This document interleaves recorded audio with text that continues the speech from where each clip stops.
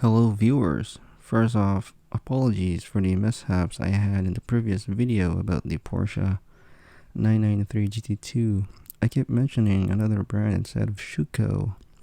I was so unaware of that matter, but moving on, you're looking at a RMZ City Maserati GranTurismo, and this was the only GranTurismo in 1/64 scale that ever existed, at least to my knowledge.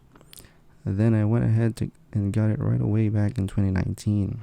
Not bad, but it's very basic, and I was hoping for a much better version of it for quite some time now, and that moment has arrived. After so long, a proper or premium version of the Gran Turismo in the form of DCT. So DCT, it's very new to me. I had no idea what it is when I saw this online. It's from China, in case you're wondering. Alright, DCT stands for DieCastTeam. Interesting name. I didn't hesitate ordering this couple of weeks ago because it's a Gran Turismo, and despite the lack of info I had with this brand, we normally have second thoughts, but not this one. Okay, the packaging is simple. It has plastic windows so you can see the model right away.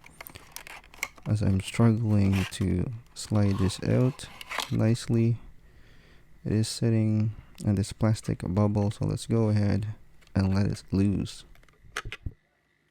And right off the bat, I think it's looking quite alright. It looks good next to this cheaper RMZ City.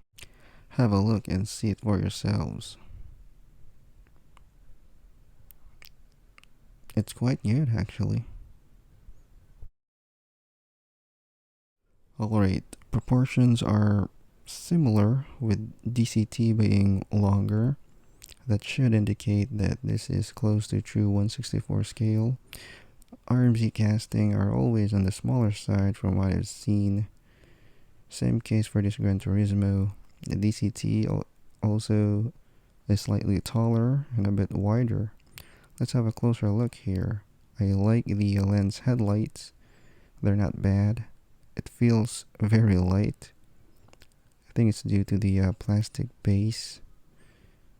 And also it is screwed, so that is good news for customizers like me. This exhaust is a separate plastic piece. Okay. I don't see any issue with the headlights.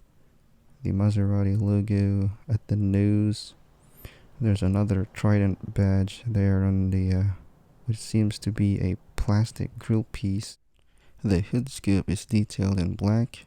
You can see the metal flake in the paint, and it's also quite shiny. I don't know if that's a good thing, but check out these wheels.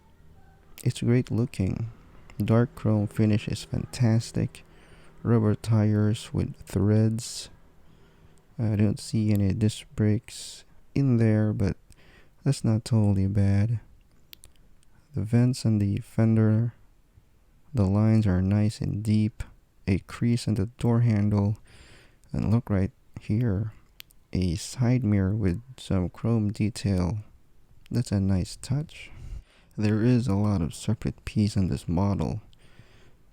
There's a windshield wipers, a clear tint windows to reveal a black plastic interior, and look at that steering wheel.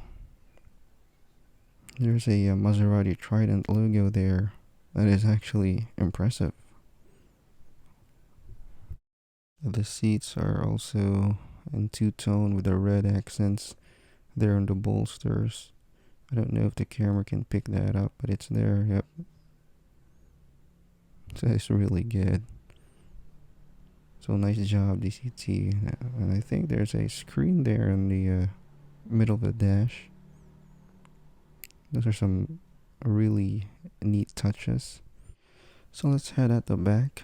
Lens taillights. Unfortunately, it's all plain Jane red, but a Maserati emblem, Gran Turismo plate. The rear bumper and the diffuser are also painted in matte black. And look at those exhaust tips. They actually pass through this cutout there in the diffuser. I don't know if you can see it, but it does. And it's nice. I like the decklet spoiler. It's nice, it's subtle, and it's black. Just a proper spoiler for the Gran Turismo. A trident there in the rear quarter, and a gas cap in the rear haunch. I like the black trim on the window surround. So I think overall this is very nice. One neat feature is that it has working suspension to go along with its smooth rolling functionality. So thumbs up for that. So my first experience in DCT is quite impressive. Frankly, I like this. It's a great start for another or a new brand. I didn't know much about them or their other models they produce, but if you're a Maserati fan, better get this.